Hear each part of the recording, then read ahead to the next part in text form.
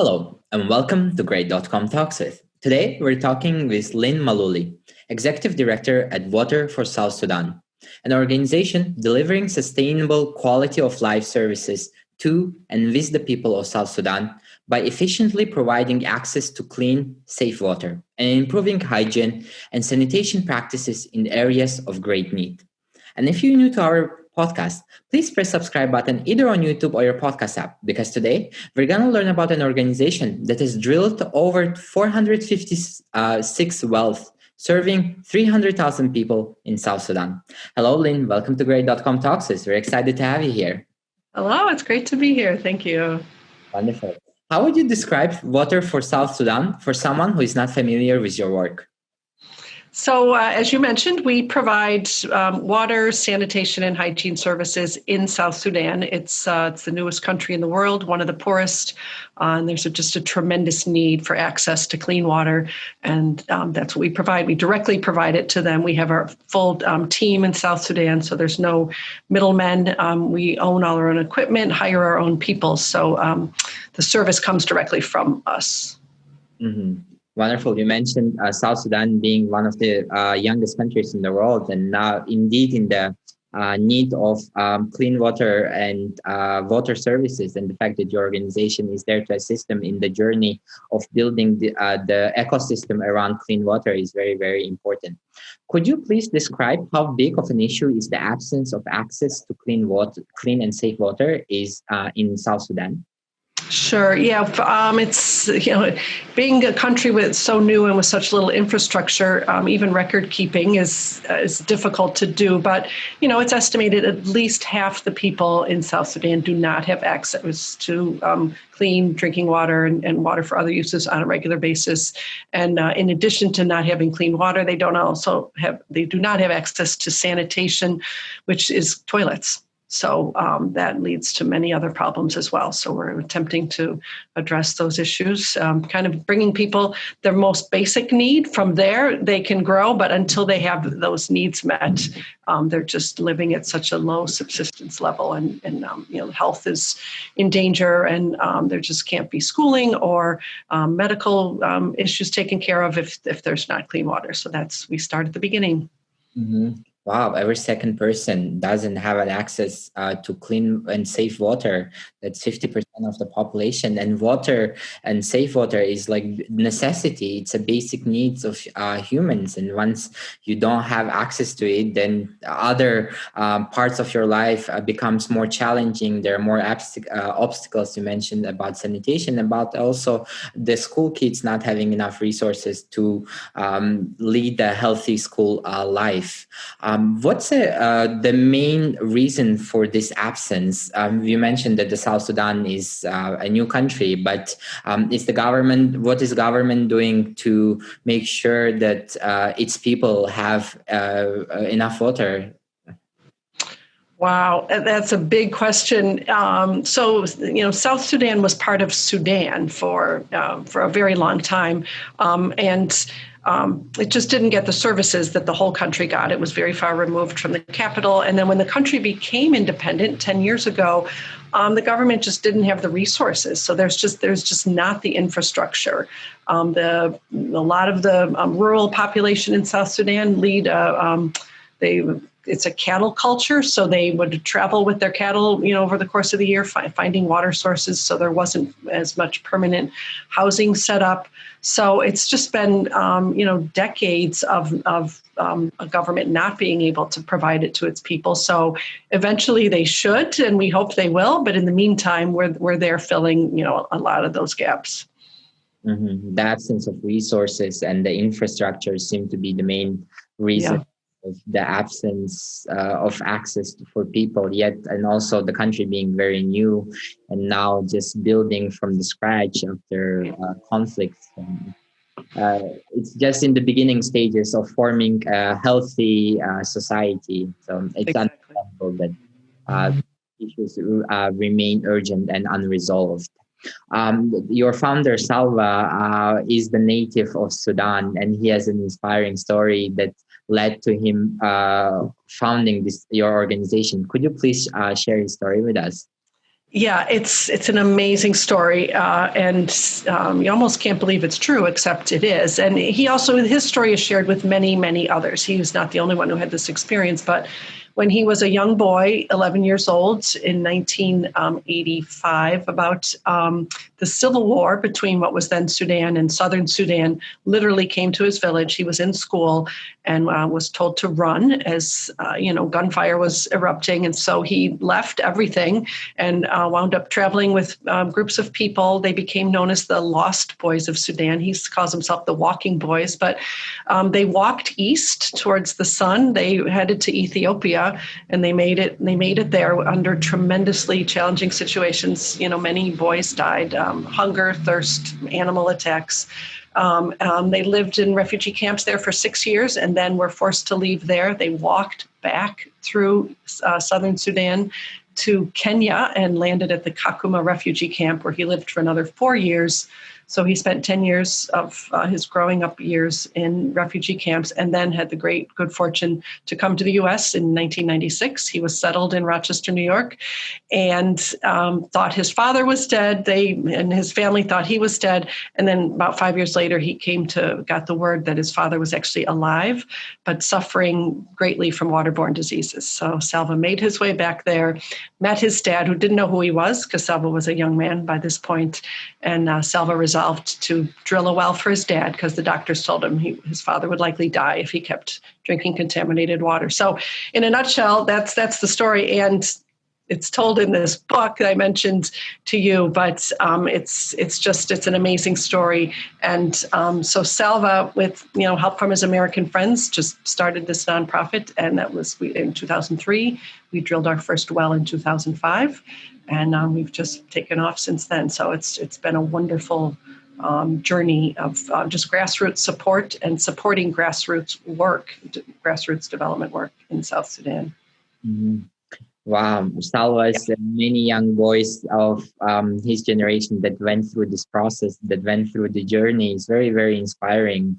The 10 years being refugees in Ethiopia, then walking all the way down to Kenya, and I can only imagine the struggles he and his mates that were in the journey together faced. But the fact that he was able to found this organization that gives back to his community, to his original community in South Sudan, and to his father and all the people that have connection to his native land is very, very important. And he is an indication that the struggles that you go through can make you stronger, and then you can become, as discussed earlier with you, a philanthropist and a role model for many, many, many generation and many, many youth around the world.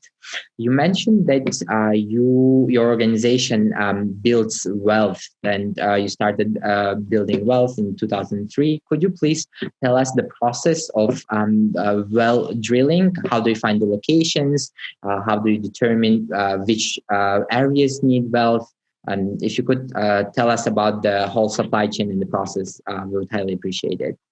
Sure, of course.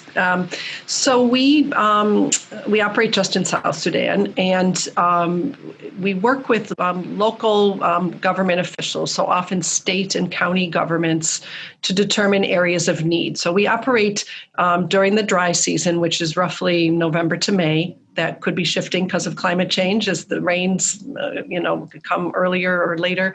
But we find areas of need, and then we drill down to, we work with local leaders, so village elders and chiefs, to determine exactly how many wells we could put in a given area. So the need is far greater than we can supply. So example could be, say we have 10 wells we could provide in one county in a season. We would then meet with the village elders to determine the best placement for those wells that could serve the most people. And so it's not our final decision, it's the local leaders who decide. So we have complete buy-in from the local leaders. They also contribute, just labor, to help clear brush so our trucks can get in, all kinds of help. They select managers and people that we can train to maintain and repair wells. We also do hygiene training in every village, and the local leaders pick who attends those trainings 4 men and 4 women in each village. It's a train the trainer approach, so they can then share what they've learned with us. And then when we're finished, a well takes about 3 days, 3 to 5 days to drill, assuming you don't run into any issues. And then we turn the well over to the village. It becomes their property. It's their community resource for them to manage in every way. And then supply chain, you mentioned, is a challenge in the world's newest country. We bring almost all of our supplies in from other countries. But we also, we try to connect the villagers where we drill a well with what local supply chains do exist, which often could be other local NGOs and county and state governments. So, everything breaks. There's, nothing lasts forever. So we are also trying to help support local repair initiatives, just like we have repair people in the developed world fixing our appliances and things. So that can be a way to sustain these community resources that we build. And sustainability is a huge part of what we do. We have very high standards for how we drill a well, that we seal it completely so we're not contaminating the aquifers. And then we leave the community with the resources to take care of their well, hopefully, long into the future, so that this new resource is a continuing resource and doesn't dry up or break and lead them right back to where they had been before. What I really like about your approach, as you're building this community service, you mentioned you are building it together with the members of the community, with the elderly in the villages, and you know firsthand, based on conversations, based on engagement with them, what needs do they require, and where would be the efficient and most resourceful place for them to build the well. So that's very, very important, because essentially it's for the members of the community in South Sudan, and the fact that they have a voice in it, and they decide together with you how to do it and how to restore it and how to take care of it in the future is very, very important. As you have built more than 456 wells in the region, I can only imagine the impact it must have on the people that live next to those wells. Could you please firsthand tell us what kind of impact does it make in the lives of the communities and the areas that you built at the wells? Sure. So our wells, every well we've drilled, to the best of our knowledge, is still working. So that's hundreds of thousands of people that are being served by wells that we drilled every single day. So I'd say the first thing that changes is health. Health improves for everyone, but particularly the most vulnerable people, elderly, and then children under age 5. So as your listeners might know, children under 5 are quite vulnerable. If a child can make it to its 5th birthday, there's a good chance that he or she will then make it to adulthood, because contaminated water can lead to diseases that basically cause diarrhea that's just much more dire for young children. So health improves, pregnant women also, but the whole community. So that's the health piece. Educational impacts, you're probably not going to have a school in a village if it doesn't have a well. So we don't build schools, we don't set them up, but once a well is there, the community can then, if they so decide, work towards having a school, and or other NGOs, the government can come in. But the well, again, would be the first thing. And then markets is another thing that quite often comes up quickly. Once people are not spending their days, when we talk about the way people get their contaminated water is often walking long, long distances, and often it's the young girls. So when you free up girls and women, then they can have economic opportunities to make things or grow their own food and sell some of the surplus, and then local markets can grow up, and then that just raises everything in a village. And then finally, not only does health improve, but potentially a clinic could come in, but again, you want a well, you want clean water if you're going to be providing some kind of healthcare. So education, healthcare, and markets are the kind of 3 areas that really blossom when a village gets a well. We all know that child mortality in underdeveloped and developing worlds is one of the main reasons of child death, and the fact that by building wells in those areas of need in South Sudan. You're making sure the child, you're helping in the process of making sure that less children die from contaminated water and they have access to clean water as well. As you mentioned, it's the first step for people to building a school. The first step to education is meeting the need, the basic need of clean water, as well as once people free up their time, instead of going miles further away just to get the water, now they can build markets, they can build economy around the village, and also learn new skills that can further improve the quality of their lives. So just by building a well and making sure people have access to clean and safe water, you build a life in that community. You make sure that life improves and the quality of life improves. So that's a whole chain, that's a domino effect that goes by making sure the first step of having access to clean water. Besides building and drilling wells, you mentioned that you also run sanitation and hygiene education around the communities that need education. Could you please tell us more in detail about your work in this area? Sure. So, yeah, so our hygiene team, not only do we drill wells, we also repair wells. So we have a separate team that drills and a separate team that goes back, repairs our oldest wells and potentially other wells too. So with both of those teams, as they go out, a hygiene team travels with them and then conducts this hygiene training. I mentioned before, we train 4 men and 4 women in each village. So clean water is great, but if you don't keep your water clean, then you're not really progressing. So we teach. We start off with what is a community's needs. What hygiene needs do they see in need of improvement? So we don't just have, a set program in every village. But people like to work on, that there's open defecation or household hygiene. But some of the things we do teach are simple personal hygiene, clipping nails, brushing teeth, how to keep your jerry can clean, simple household hygiene around cooking, and then, even hygiene around the well. How do you keep the well clean? And we've been doing that for a number of years. And then this past year, our hygiene education expanded into COVID. So you might imagine in rural South Sudan, people are not connected to news sources. So we were going out, partnering with UNICEF to deliver messages. What is COVID? How is it spread? And how can you prevent it? So helping people in all those ways. So hygiene just goes hand in hand. Speaking of hands, hand washing is a huge, we've all become much more aware of that during the pandemic, but that's a fundamental item that we deliver to people at, education. Not only that hand washing is important, but how can you find ways to wash your hands in a rural village? So you can have the grandest plans, but if people aren't shown how to do it in a simple way, then it's not helpful. So again, everything we do has to be sustainable and able to be done at the village level. So what local supplies do people have that they could use to wash their hands?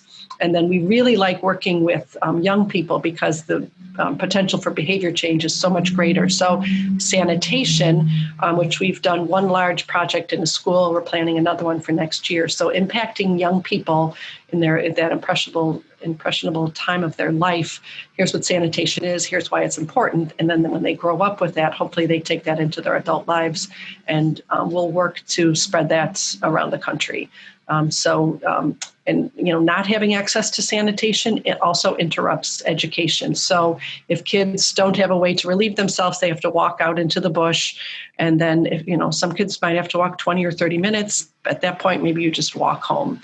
And then, as your listeners might also know, as girls approach puberty, if they don't have sanitation services at school, if they don't have ways, have toilets and ways to wash their hands, they very likely might just drop out of school.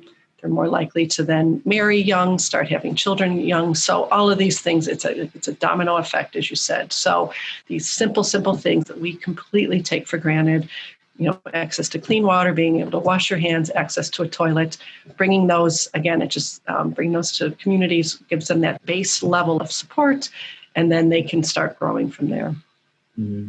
It's great to hear that your focus is also, although it's on the whole village and the whole population, yet your main focus is on educating youth as they are the future, as they are a part of society that can be taught much easily. And the fact that once they learn at this critical age, at from the young age, how to have the right use of sanitation and how to be more hygienic, then the quality of their lives improves, and then they're more likely to lead a healthier life compared to if they learn it at like at the age of like 30 or 40 or 50. But still, having, if you weren't educated before, now through the sanitation and hygiene education programs that you go through the villages, and you mentioned they are very custom based on the needs of that particular village. So it might be a household, it may be just a basic sanitation and hand washing, but the fact that it's customized on the needs of each and individual families or villages, it's very, very important, because they may be a variety range of the needs, yet people need to understand how their own needs is being met. So that's very, very important. If someone would like to support Water for South Sudan, how can they do that? They can go to our website, which is waterforsouthsudan.org. And there's multiple ways you can give. Many schools actually wind up setting up fundraisers for us. So you can always just make a personal donation. And then there's also ways to set up fundraising pages if people are interested. Mm-hmm. The link to the Water for South Sudan website will be provided in the description. So you viewing and listening can go to the website and familiarize yourself with the work Lynn and the team at Water for South Sudan are doing, and make a contribution if you wish to. Thank you so much, Lynn. It was wonderful to get to know you and the great work your organization is doing for the people of South Sudan. Thank you so much. It was a pleasure to talk.